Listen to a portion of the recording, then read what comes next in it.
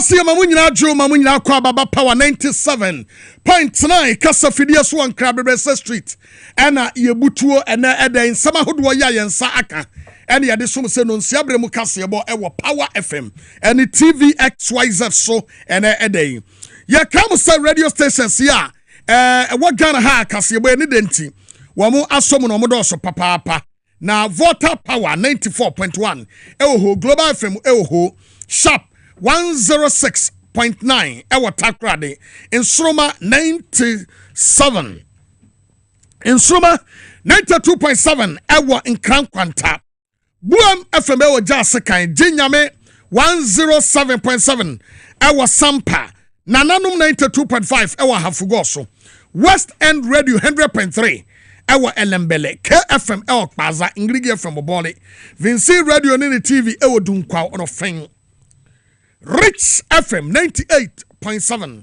ewo Asinfushu Trinity FM ewo Bogoso High Radio ewo Bechem Wimpan Sampawin FM ewo Pusiga Oti Radio 101.5 ewo Dambai Omina kutem Apple 68 ewo Virginia USA Dice Radio Italy Adafo Pa Radio ewo Paris G Live Radio ewo UK OPD Radio ewo UK Omina kutan semi mo edeso ne de adimu akotene no bini ebi anisa na yi aya mpanyimfo awo high court ade atodwa SRS Electoral Commission antwen na atesa nipa ebeto aba print on person mokoye no omonto omobo kransa edenti anamokasa honsem emwati awakasiebo yi emu yankamu biya manager sonko amra asama ababeto Speaker of Parliament waso watena wade na tamuo ade beba abetodwa ede mrase badwafo nan so mbeko so atena ho anaso mbeko fie yebe Dr. Matthew Opoku Prempen so ade atodwa se galamse na ganafo bi eye no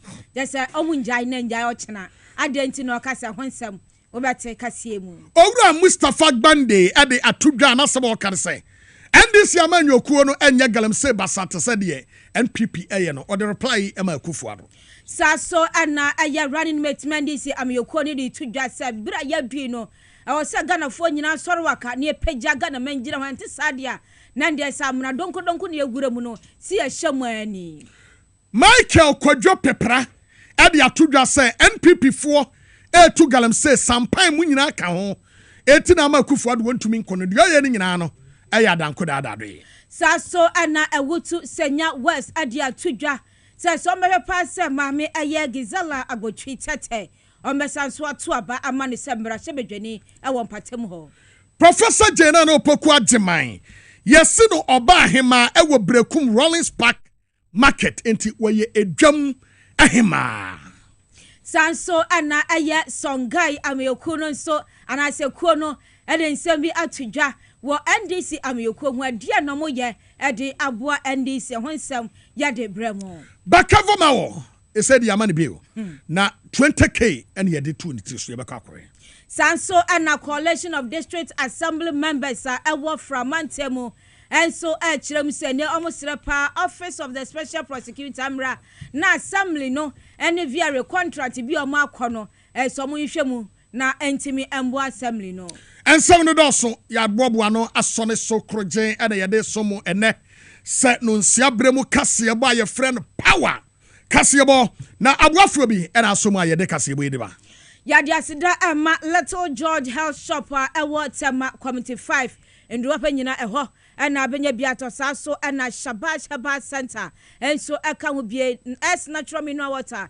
ebu echidom ena feje nwumakuo no edoso Ruta for so eka Ruta natural product ekutie mu de denden Let's Talk educational consult eka ho ebi saso ena eye Roman Rage traditional Chinese hospital nasa clinic so ebu echidom 3P garlic mixture edu papa pebinom Medimosis clinic and air prostate center and so eka ho bi Spanish ginkgo capsules boyemu jese na yadika se abremu edu herbal clinic so eka ho Power Specialist Herbal Hospital so ekutem be denden so ana Solar Natural Clinic so eka ho bi esekasie no yade abremu Okumangra di wanf oheneba Boama beneye mene akuya krantema ensam ne chiremu eni na asam ne yetie ade yetie nyina ene se Yawo emrasebadwafo enem bi ewo ho a wo mo esusu se ene pipi ni NDC amanyokuo no ene wo madi no ma bi ya entwa yie enti wo mo ne amanyokuo no etonkwanta wo mo nyampa ye enwie ye mum na mum ombeko independent na omo so apre asan abamrasebadwafie biem na amanyokuo no ema ho kwan a omo no omo edi kasubum akabum amenuoma ayakono na opani baako a wodi wemu akotene ewo NDC amanyokuo no mu eye owura ni monyamfo kwate aka opani kwankyerefo yi ede sansusuye ede tudwa esanse wano no a na wano no ginam samrasebadwani ewo constituency emu na womo ekọ eba obi beye wedding engagement birthday party bibia honorable ene yefre no ekokoduru so a omakwa akofo obi aba yes wo mfiri ho amanfo de ne court me ne kura no yese court atemu a na nko pese ode ba no ana wo sepa mo atu aseda ama abato commission so de atodwa se ma medwo na jan kujo wogene tumu a enye yie na owura kwate akai eye na dwen se obeko independent esan se ekwanya yede no efa so no entwa yie enkanka kura wa bro mo yo madwe so mo sakwa election no foforo na okoye kokopie ye na general secretary e disqualify no opani say entwa yie ama no yesisi no etu obeko independent ewo ne mpasua so sanso ena NPP mu no nipa mako enan ena omo so say ekwanya yede wo mo fa so no entwa yie etu omo so eko independent saarabi na eno ena kane edom ketu wo mrase badwafie ena anudifo owura Harina Idrisu ade atodwa se wo mo standing orders ne wo mo mra ne Ghana mamra no eda na de pefe se amanyokuo bi bo ti dom ma akomrase badwafie na okokoduru ho wie na wo se wani nye ho se wo ne sa amanyokuo no beto kase bi mu a wo se yetwe otu akonwa efiri woto na ekonkon ho kopem se ye be by election na ibenya obi a obedina animu enti wadi asem wei ade kokoda speaker of parliament say wano masuko sanso eno ade court say court nso enhwem na sa asem wei no say ye de beko yemfanko no ene speaker of parliament akasa ade afa ho say wotwadi amponyame ya adoma wotena wadna tamuo ade baba betudwa sesa nipa nan no e wose ye yiwo mu efiri ho anase sa nipa nan no ye yiwo mu firi ho a enye yie owura Alban Sumana Gbaben en wakasai. What I believe is that do unto others as you want others to do unto you. And when you plant evil, you reap evil. And so I want to take a few days to submit a reasoned ruling in this matter. Kindly give me these 2 days, and I'll come here with a well-written ruling. I will submit it to all of you so that at the end of the day, justice would have not only been done, but would have been seen to be manifestly done in this matter. Why I am Sama, Speaker of Parliament, Oran Monyan for Alban Sumana. Kingsford Bagben wade atudwa na nwachi no ena emrase badwani ema Zebila abato mpesua so Zebila East Cletus Avoka enso edi tudwa say speaker asema waka die ne kwanso ano no me ne wo ya adwen papa obi biara wofoa the minority leaders waka no so se obi biara wa cross carpet no yememra no enini se de be ya wotena no traitors yenya bi omrase badwafie biem na se dipa no yebekọ akoto aba bewie na dipa no ani nkunim na me ko independent no emwa etu omde sanhye ne ya adwuma ebeboa ama mrase badwafie eho aye de pa Cletus Avoka. What is killing Ghana today is corruption. It's corruption. Do we want to propose institutional corruption that you go and then ask people for a mandate and they give you with certain terms? And you come here and pocket some money and then betray them. Is that what they want us to do? That is institutional corruption. That is what we want to prevent under the 1992 Constitution. And I thought that we should praise the 1992 Constitution, particularly Article 97. That said, you cannot take the people's right for granted. You cannot betray your people when you come here and want to chop a loan. That is the correct provision we have made, including several others. So for us to get up here and say that, in 2020 it was correct, but in 2024 now it is not correct. That's a double standards. Why I am sama owura Cletus avoka ono so edituga na sa speaker ya no wopani ono so edibie eye owura Michael Okwei senior ya yeta ebron samrane se Professor Aaron Mike Okwei na wopani kwanchefo enso ye de asemi bi ekokoto nanim ema asem okan ye ne se ane wo mo ento ombo aseboko ade speaker wo ba be yi wonto de bo ase na atemu a wode eba no enye atemu a ebeboa ama edim puntuo papa ede aba senti a wo kasa na se wono na penso no wo ye bi na senti a wo ye bi no amanyokuo na nkasa ena tworo ba ye se prof ye we fama yen na we no sa amanyokuo no ma ho kwan se ye nkrofo nan o makwa independent yi wo mu free ho a ense se obi akokoye sa enti speaker no wo ma emra ne hyehepa enye adwuma na emoa yenti no. In fact, it was some parts of the executive which initially were protesting. I told them they have no locus in that matter. If they wanted to do what they purported to do, they should let their party do it. First sack him from the party? Exactly. Or recall him from parliament? Exactly. First, okay. So the NPP, as a party, wrote to the speaker, stating why they were withdrawing their support, because according to their constitution, this person had betrayed his allegiance to the party. Is how will I do so right? He's wrong. He's wrong. He's wrong. Why do you say so? Because the benefit is not his. The law does not stand to his annulment. It is the MPP that can trigger. And that's why I've given you the background of that legal provision. It is to correct a certain mischief that can be operated against political parties. I'm looking at the tenure of members of parliament. Yeah. Because if he leaves the party of which he was a member at the time of his election to parliament to join another party or seeks to remain in parliament as an independent member of parliament, I don't see anywhere that the role of political parties is mentioned here. If he leaves his party, if he has been sacked by his party, if the party starts any disciplinary action against him, it's the party who knows. You cannot pronounce anybody guilty. You cannot kick a member of parliament from parliament unless there's a process of hearing him. What do we expect the current speaker to do? The current speaker is a very experienced man. He's one of the fundamentals of parliament. I believe that he will go by the way that I'm talking about. Okay. Where I am Professor Aaron Michael Okwei or also attitude.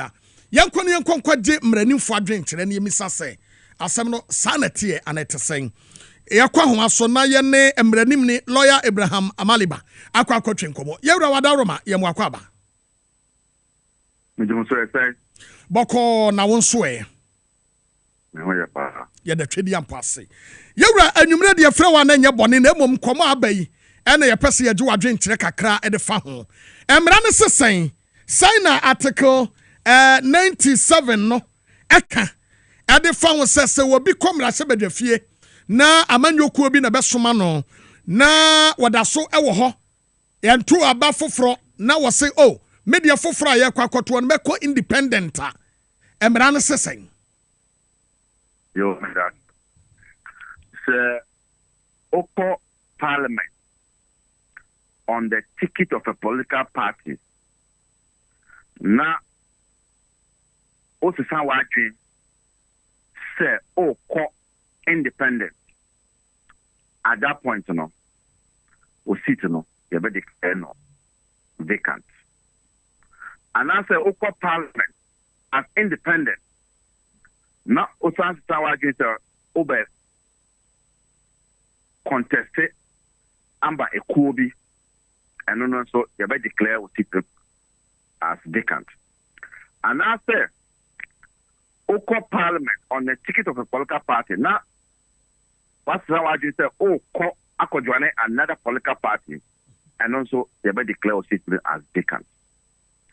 In their some way, it's straightforward. My sister, Michael Quay, former speaker, Kasiebo, a political party though, and on their complaint, I'm a speaker. Me whom be dear constitutional actually a political party never say.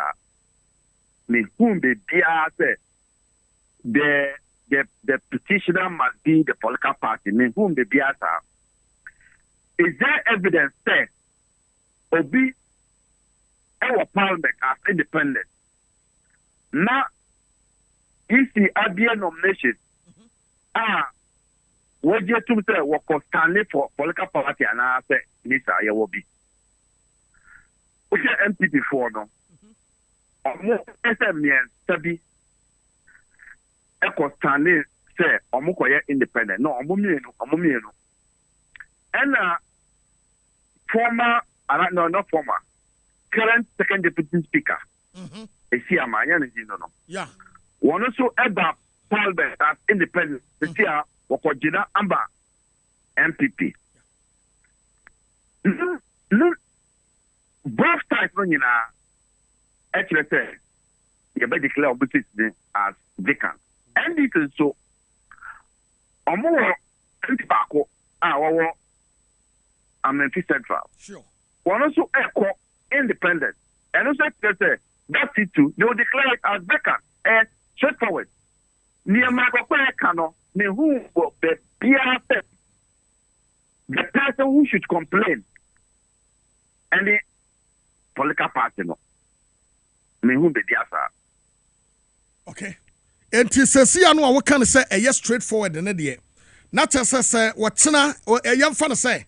As some the parliament there and yes and your court tuntino yet to me try what no say bibia ba aside the yak ya not just say emrano as ye the enemy chuchu from kakra na meboa Michael Quay ankasa wono ena wo yi esiama no a free parliament abra esiama kan say Okoye independent. Michael Quay. But near one more person cano, Menone and Jagger, and they say it should be the political party who should write to Mr. Speaker. Say, you need to be a prayer, Jay, as a Nipano, Woko independent before you basically declare it as a vacant. Menon and Yagisa may be one chairman the dear Article 97 G. Ekasa said it must come from a political party. Okay. You share the time frame no we no ABC. Yam fan say aka enefuabe eduesia ana yam fan say abroso kra no enefu aka kra no enru bia sa na ye kwa akoto aba ena yenim se bia ye declare seat bia so vacant automatically e was say around by election enti we no ye beko by election ansana yakwa akoto aba main one no ana time factor no yakwa by election a enye yie na se ba ne sanso a representatives no wa mo betra ho kwa without a representative from parliament ana yen check one in here. And also constitutional todo and also constitutional aka after the year council. Constitutional actually say you declare seat be vacant. Na emrano to say less than 3 months to elect by election for. Oh, okay. If you will do a year more by election there any. Okay.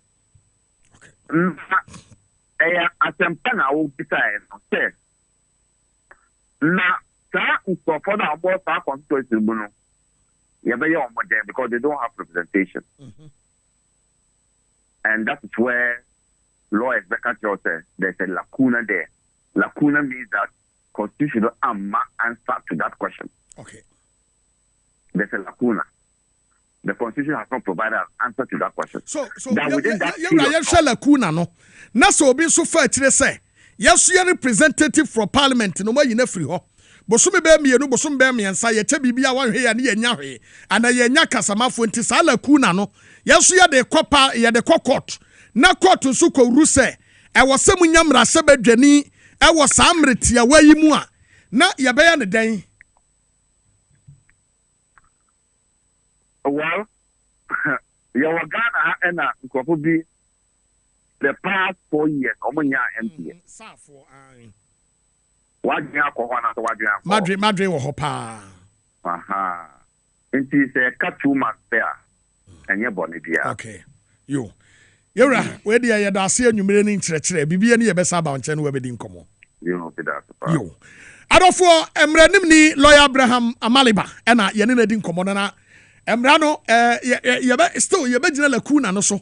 Na ye creative vacuum kakra de ato na otena speaker edi ni ruling at the bar. The akabia no, ye be sign adoma suko ne edi nkomo. Wono abokwa ate aka de be adwada ne mu. E na ye ne no edi nkomo e wo ha. Ma ono so e ka say, wo ye na dwen say okọ independent no. Na wa ye crowd for de beba.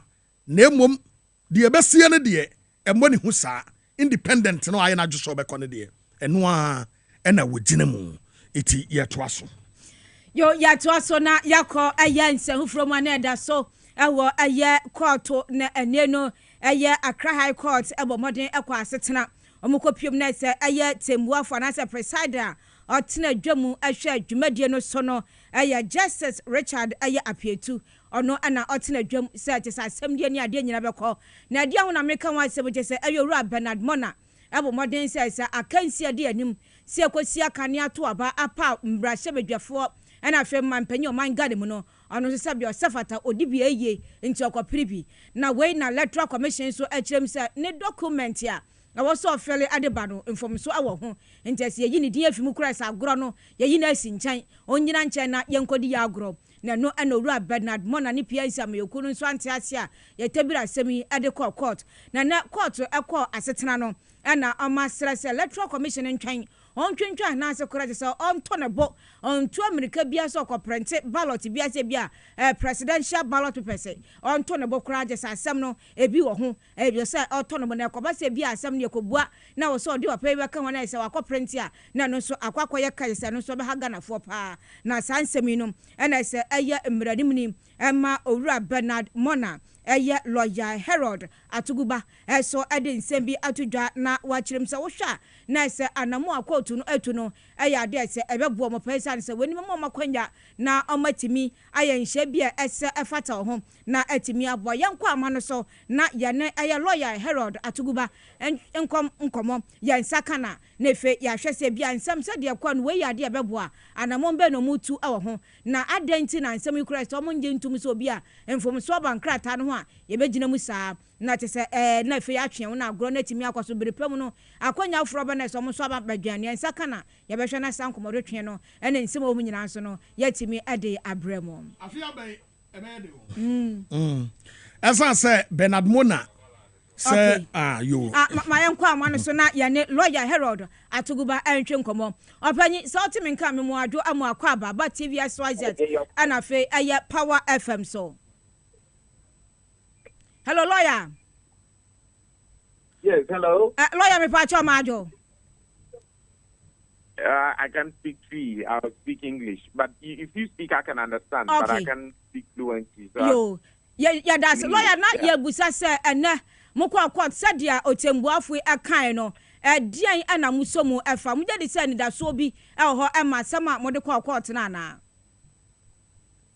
Yes, we are convinced fully in the case we put before the court, because our case has always been simple, that the Electoral Commission disqualified Mr. Bernard Mornah, who was duly voted to contest as presidential candidate on the ticket of the People's National Convention without due process. In fact, the Electoral Commission violated Article 23 and Article 296 and a host of other constitutional provisions. And I'll just put it in a sharper focus. Now, if you recall, on the 1st of August, the EC publicly opened nominations for interested persons to file their nomination. Now, the PNC and Mr. Mornah downloaded the said forms and then filed their nomination. Then on the 13th of September 2024, the Electoral Commission communicated by a letter to Mr. Mornah and the PNC stating that they had discovered a number of errors on their nomination form and asked that they correct them. They duly corrected all these errors and resubmitted the forms to the Electoral Commission. Now, on the 20th of September, the Electoral Commission went ahead to do what they call opening the polls for balloting of positions without informing Mr. Mornah, who was a presidential candidate of the PNC and had to be given notice just like any other presidential candidate. He came to us as lawyers, and we wrote to the Electoral Commission on that same day, the 20th of September, and they now responded directly to Mr. Mornah, telling him that the reason for his disqualification was based on, quote, alleged errors and omissions. Mind you, they did not refer to the previous errors they had identified because all those had been corrected, but they never gave particulars of any of the errors and failed to give Mr. Mornah an opportunity to be heard in respect of those errors. Now, if you look at the Electoral Commission's own constitutional instrument, which is CI 127, specifically Regulation 9.2, it's clear that before you can consider the forms of any presidential candidate as invalid, one, you must have given him an opportunity to be heard and given him an avenue to correct those errors. This was not done, and our case is that it was in violation of the Constitution, and so he has to be put on the ballot to contest. These elections are not about the Electoral Commission. The Electoral Commission is a referee. Those who are to decide who would become the next president is the citizens of this country, and the citizens must be given that opportunity and not based on technicalities of errors. Okay. Atuguba, now what can we say? Electoral Commission, no, and shada amamo time, I'm going to correct a bia errors, na a what form cinema. Na most of ya tisa na mo chirem say Electoral Commission chirem so mo time mo ample time ankasa corrections ni nyina no e wo se mutimi aye eno no kura nim se ma time bisa na. So it's absolutely false. There are two things we need to point out.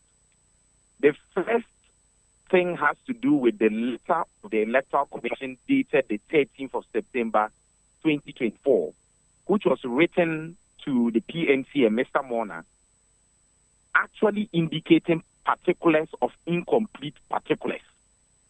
And they gave them the opportunity to rectify it and resubmit the errors, the corrected forms. The PNC and Mr. Mornah corrected these errors and submitted it, and the EC actually acknowledged receipt of the corrected forms and said they were okay. Now, the letter that was written disqualifying Mr. Mornah was a completely different letter which did not state the particulars of the errors and didn't give him the opportunity to address them. So there are two things. So if you look at the letter that was addressed to Mr. Mornah and the PNC directly from the chair of the Electoral Commission, all it stated on the 20th of September 2024 was that you have been disqualified because the vetting committee had detected errors and omissions. They didn't give any single particulars of these alleged errors and never gave him the opportunity to be heard. And the law is clear. Once you have denied a person an opportunity to be heard, all other things that happen, it doesn't matter how meritorious they are a complete nullity. In Awuni and Wayik, the Supreme Court stated this. In Ex parte Saloon, the Supreme Court stated this. And if you look at Article 23.296, it is clear that the Electoral Commission was in violation of this. But let me add this. You remember in 2012, Afarijan, who was then Electoral Commissioner, when they identified errors in the nomination forms of certain candidates, including PNs, they called them to the Electoral Commission headquarters, gave them an opportunity to correct the errors. The point we are making is that this case is not just about Mr. Mornah and the PNC. It's about the constitutional democracy we have all agreed to practice. The EC operates on transparency and fairness. And so it's important for the public to have that perception that everything is done in fairness. Okay, so for the High Court and besides the Electoral Commission and Chunchan Nenase Kakra were printing hono. What did he say? I don't know. Everyone positive results. We are done. Could be a race in one. Yes, of course. We believe our client would be added to the ballot to contest the elections because he is on the case we have put before the court. We are convinced about our case, and we drew the court's attention to the fact that we have been duly informed that the Electoral Commission had gone ahead with the printing of ballots.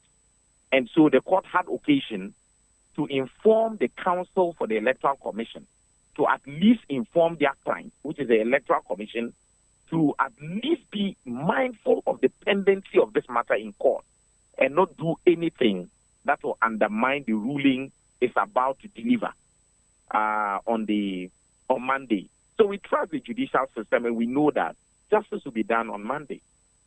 Okay. Now, ne krakra obekono yebebusa se sambre no se Electoral Commission and as a court no kra decide say yama mo akwanya privilege so meka ho a ballot no ya yawie sadisi ani nyina ofra na se number bi ade be ma mo no mo beje na mo so made race no so sadia etipepe Electoral Commission a she no.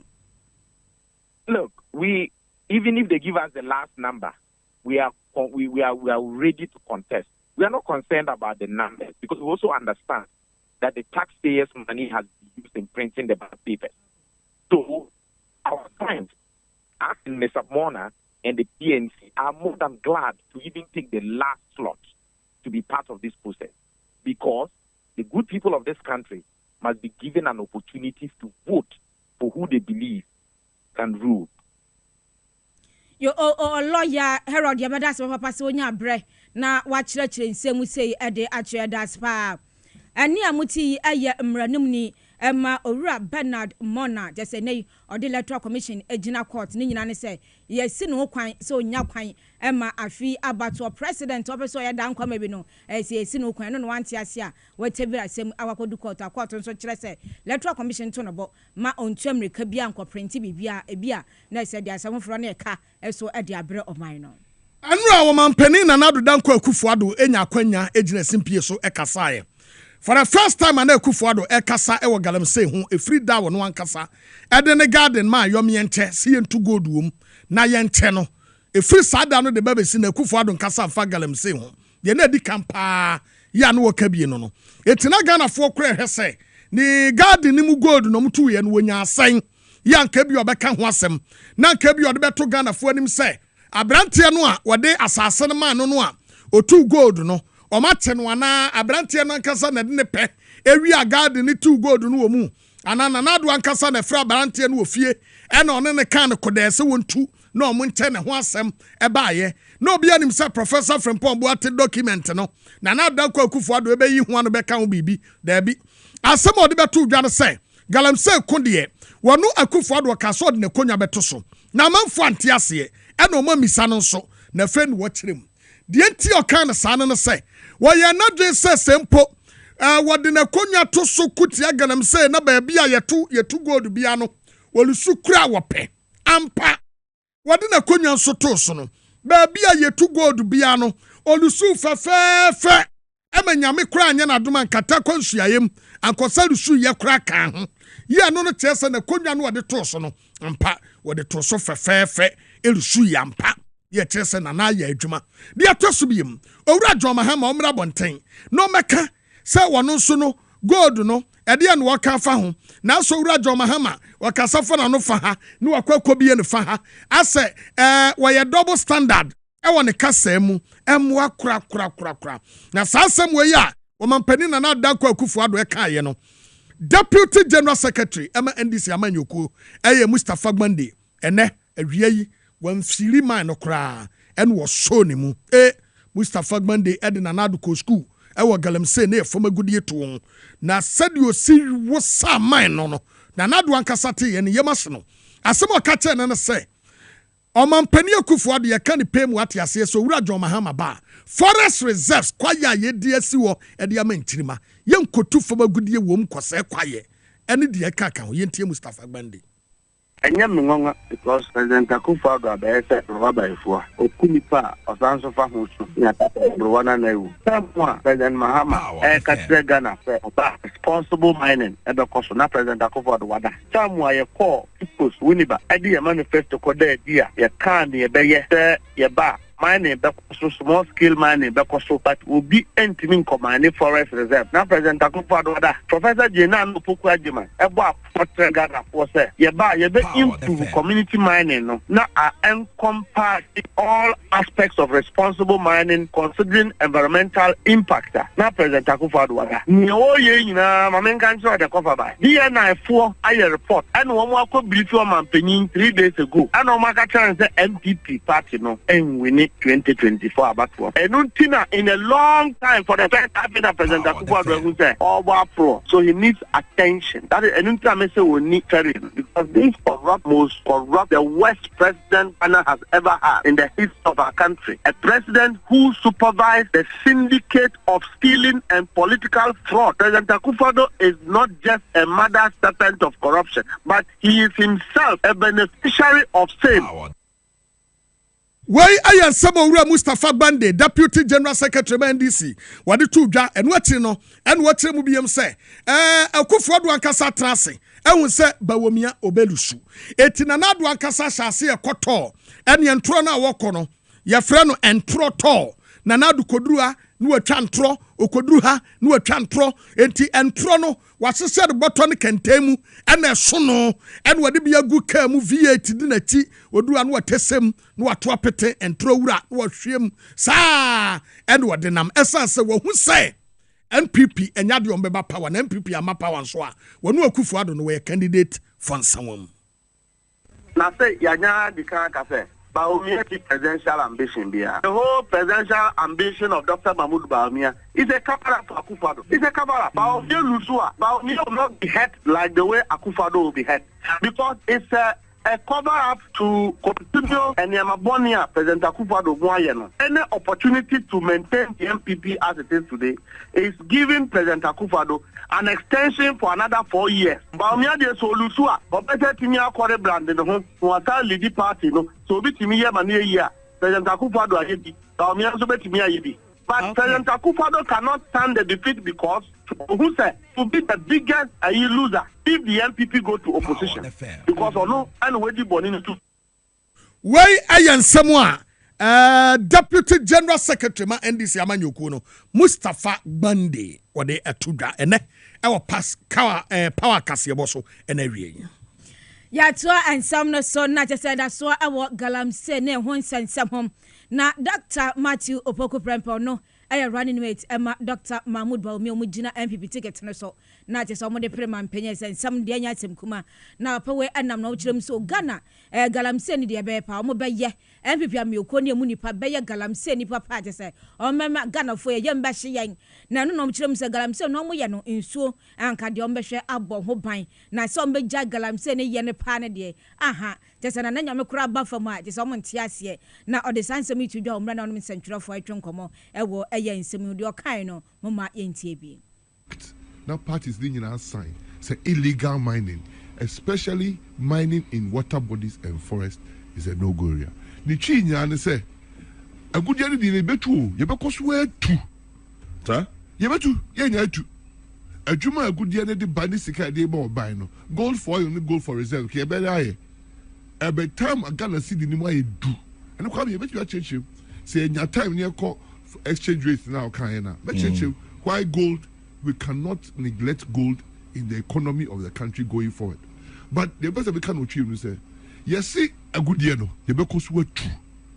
na mom yentu no nsuom na yentu no kwayem ye de hyehyɛ bɛba akyerɛ nkrɔfo na ekotu agudie no community mining no small scale mining no ye de hyehyɛ bɛba ne ama mo fidi papa wo de betu na ye wia yetimi asa be restore environment no ye mpɛ mercury no ne keka ho say abai kofa na ado abai ne kofa catcher machines here there at the buy ma gold higher amount of gold for the same amount of work you've done Bonica or say water is life and when the last tree dies the last man dies.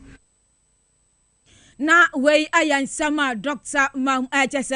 Dr. Matthew Poku Prempe editudwa running mate Dr. Mahmoud Baumia na Ghana for bisa say enye adien no mo ya jese insuo na asai wosi omuntu wo nsuo mu nsuo na asese na dia no mo ye o ma asai ekwa na isamanfo adwure gu no hamu ene kogure mu akwa na asai ene ya mo ye mpanyimfo Ghana mu di so no eden na mo ye yese mantimi amma galamse ne sede ye sensu no mantimi ansia no kwese galamse ne dia mam kwan samo brada mo be ya mo betu ne mo tubiam sanse god ne dia no muntimi njama ne hya asase no asai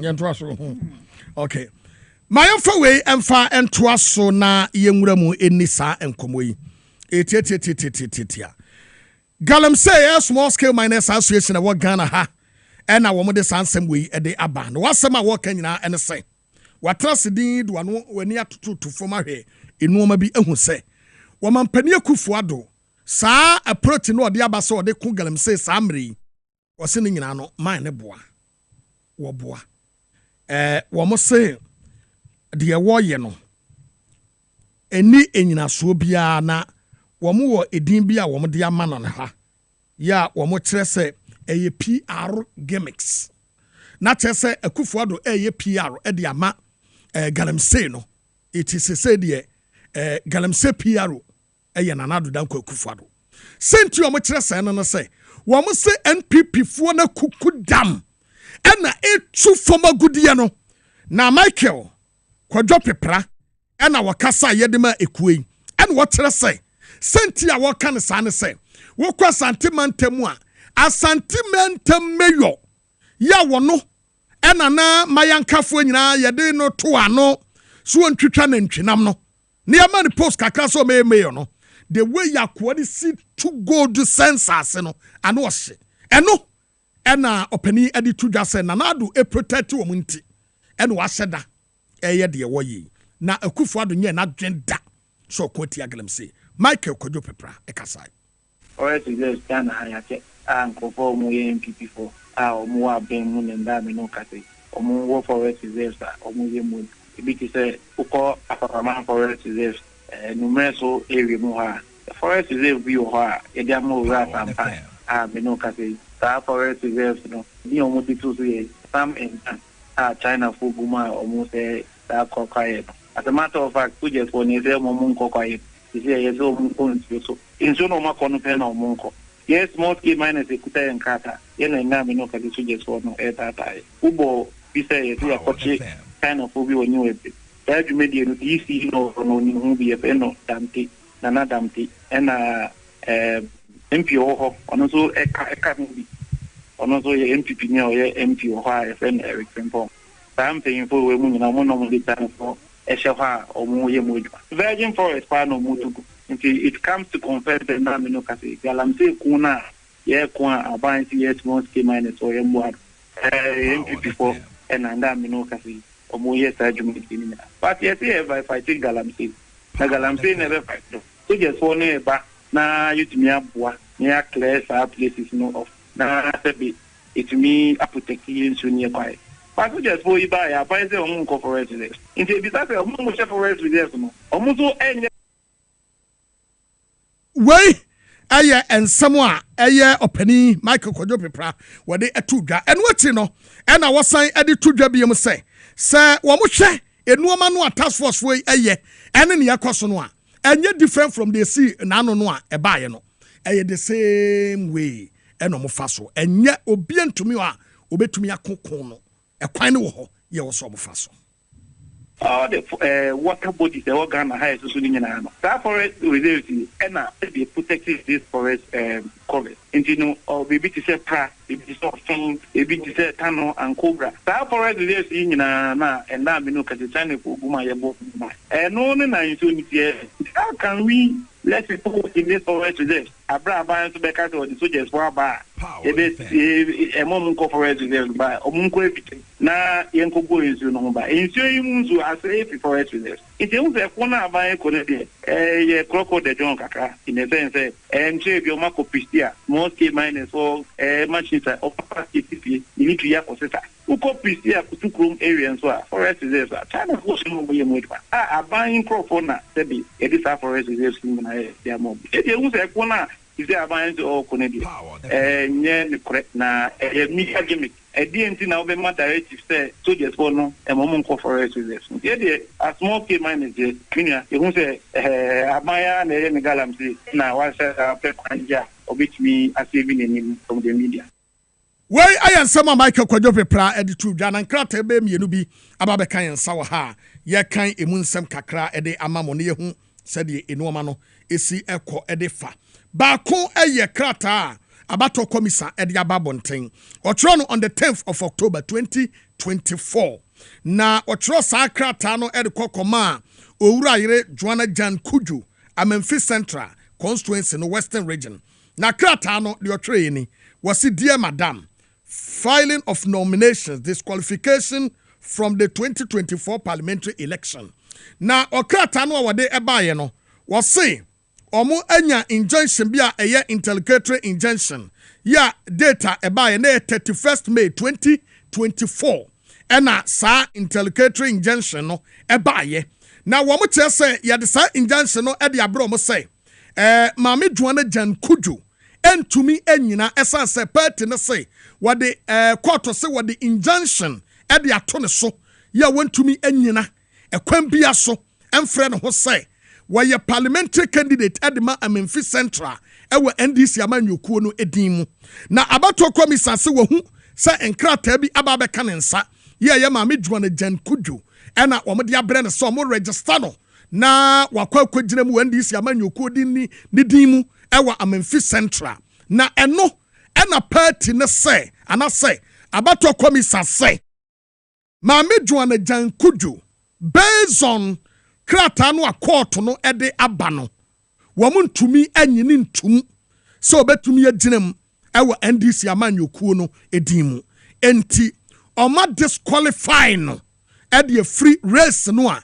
ebekonimu enti wonka ho ebiemu abato komisa ebetumi asoni mu say wo register no ana say on register no enti wonka ho we aye krata edikan a aba krata etoso mienu efri aye communications bureau no eho na Sami Jamfi Esquire National Communications Officer ena ne nsa ehase wo say wo hu say NDC amanyokuo no mu nipa bebre no ano epese wo mo eboa amanyokuo no mu di nkunim ewo mfie mpimienu ene aduonu nan abato a yebeto December 7th no no ma chase ye advert bebre wo behu na we di tinye e de akoto ha wo behu na obi de kalabi na de akwakoto wo sa amanyokuo no wei ena ye de kwakwaye adwuma ne no ena Sami Jamfi de abase mo a muguso a mo ye advert hodo e di show say wei no kwasem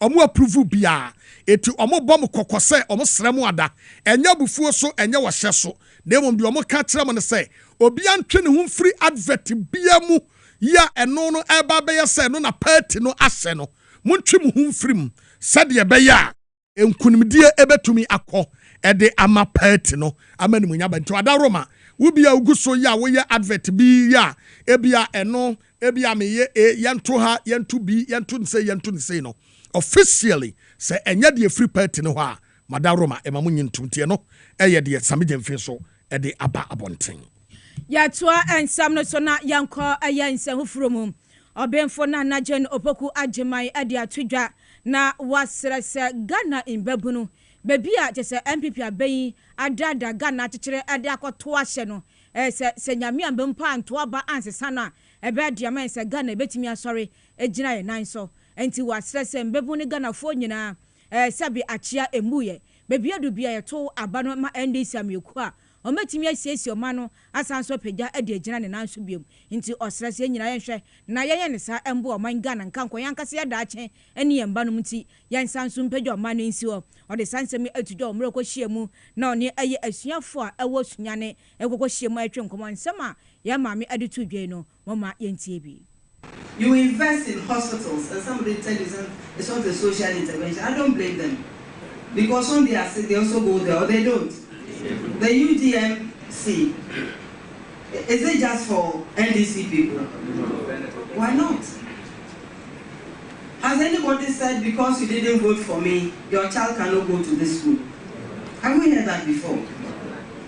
So why do we hear about you didn't vote for me, so I've taken my eyes off you? Is that governance? No. Let us all advise ourselves, especially the young people. Governance that doesn't reach everybody. Governance that doesn't target the poor. Government that doesn't build from the bottom up. We must look again. And I think we've seen enough for us to make our minds. Why are we so broke? So my friends, we have the option. We have the option to reset this country. It's not going to be a joke. It's not going to be a child's game. Or we either reset or we sink further.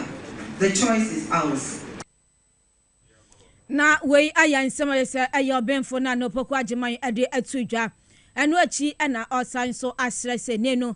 Mpanyimfo amoda school ahodoa no ese mom ho kwan kra na nipa bi mbo nwura mu na ese ne bi ade nchichemu beba no ese mom akwanya na mom NDC amyeku ne de buta bi esi na ni so no owo adwempa odbeboa na eno so atimi abemu.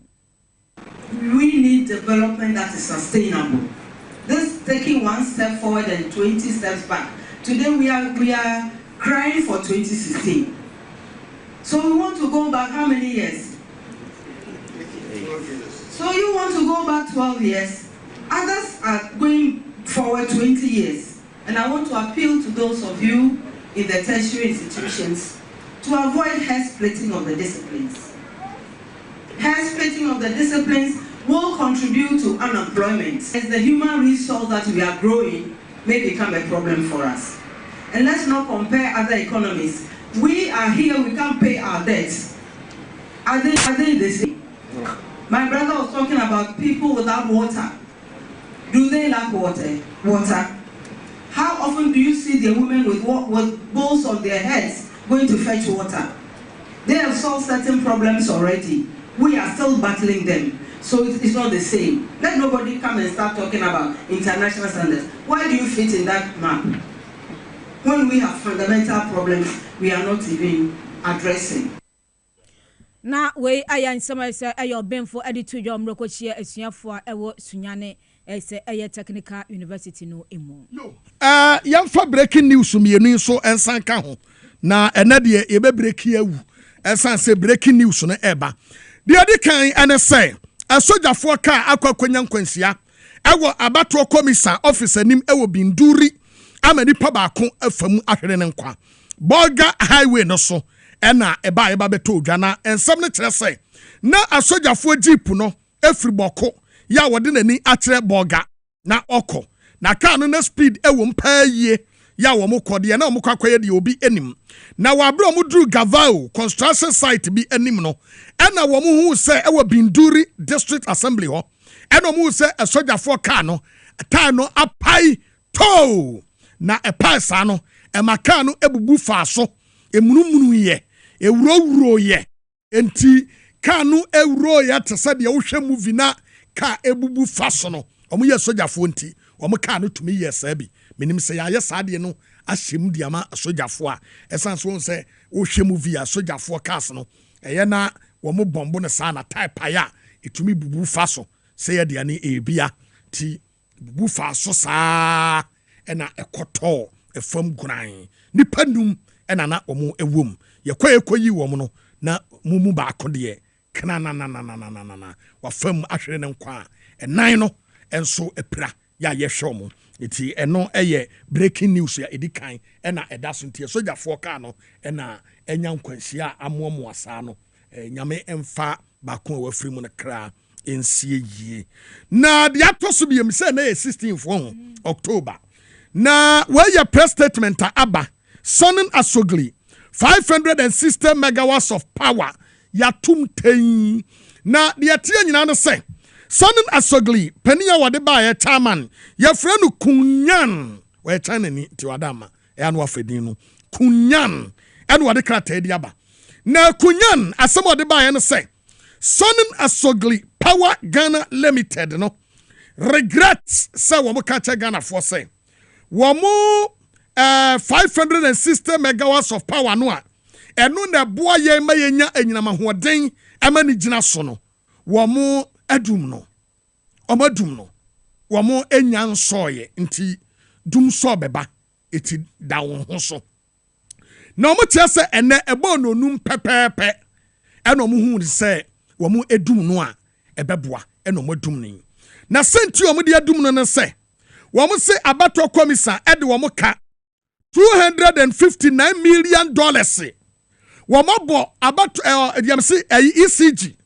ECG do wo ka $259 million na wo bo ECG abo ECG ntua ka no wa ba beje kane akwa akoton fa sika ne bra ECG se wa boka sika na hye be mena wo di asekura tua kakra nanka yamfa nkonkoya adwuma no ECG se no kwasem sika ne bi na ho yo mbenya ba betua enti wo mo so eche so mo nya for the Christmas no manoa anyinama hoode maganafo ayusu no saa enti Sonin Asogli 560 megawatts of power no a eno na esopoto yen ema yetumi yekan yetumi gina so no yenya sika ntua omka enti omo kire say omatum enjoy your doom so from today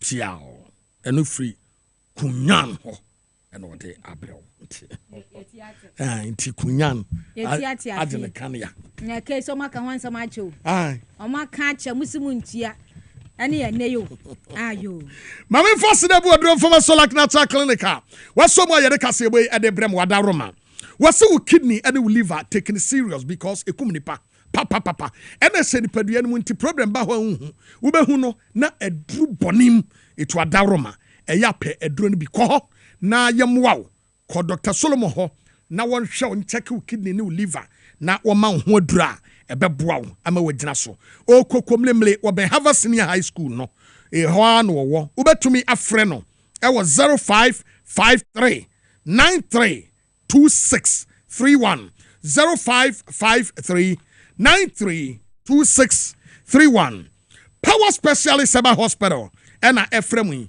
osia fato Ghana fo nyanim se hepatitis A B C D and E otu ase fatty liver sciatica prostate wudompe ena mu obubuo osa kompo ana fibroid ena edi wunya obena ne nyina afiri ho ama ahoto aba Kumase Feyase wani Just Bro filling station ena di hwen mu Accra branch Kwabenya Pokwase ACP kwan no so ena Takra de eye Anaji Estate was Anaji MA Primary School no emfimu a friend was 0244 544422 0244 544422 Edu Herbal Clinic was SMB test no a monom no koso ananom wate na eduro no eye powerful eye pabene ya wonum bia eboawo SMB test eboa mema papa ewo ba bia bema bia wo bia SMB test gina ho bia no bema no besresere esa se eye mema duro mo no mu a eboa mo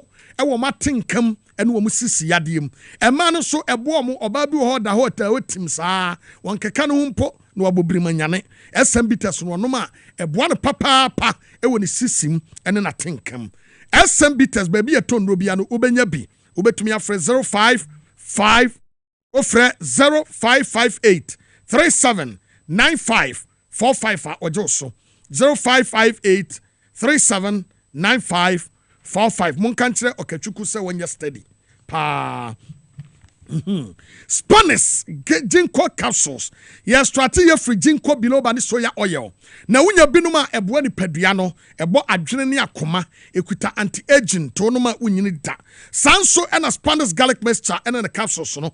Eno so no, wona se tata ya wadru no no. Wadru so bebre bad cholesterol and menstrual disorders no. Wadru inni. Obatumi afre 0266 114111 0266 114111 Medimosis Clinic and Prostate Center ena Efremu Medimosis yam fantum nyina manim se wodi emfisia duasa baako ena ya habanro ewo Ghana ha no obi o prostate disorders, sexual weakness, infertility, hypertension, diabetes, sciatica, typhoid, malaria, stroke, any one problem, dental problem biano. Fabra Medimosis na one solve amount ma enije emra.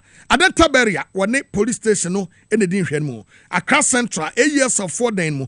Ghana Highway Authority yard in muha. A jail kwajo on the school for the deaf in the din mu. And the Kumasi ye ahinema kokobeng.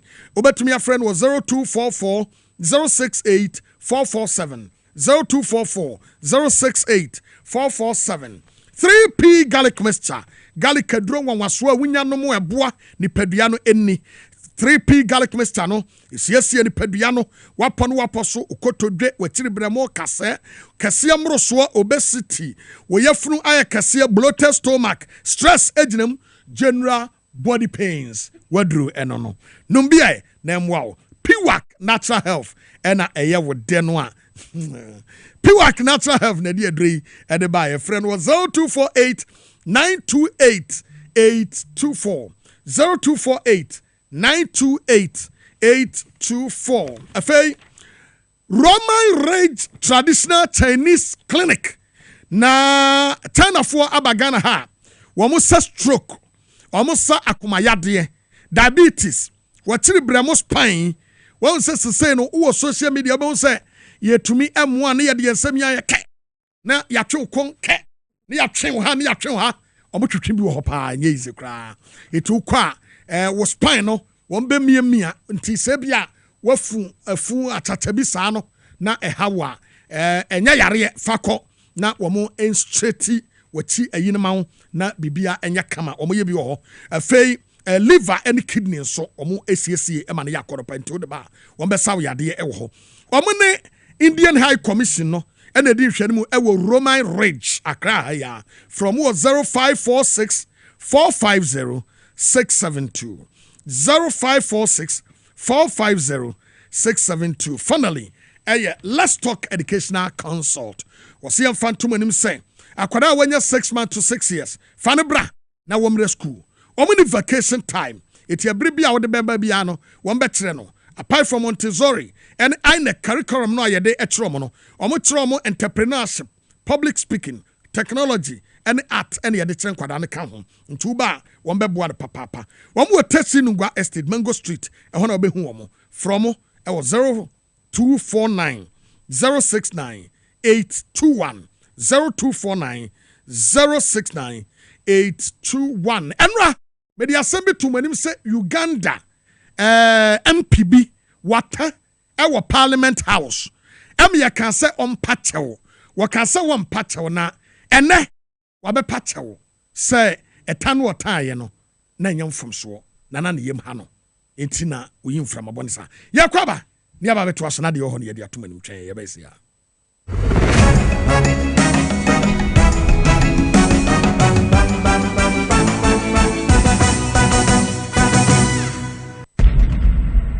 na say minim de yemi nanti kakra na ma wo ha na mini so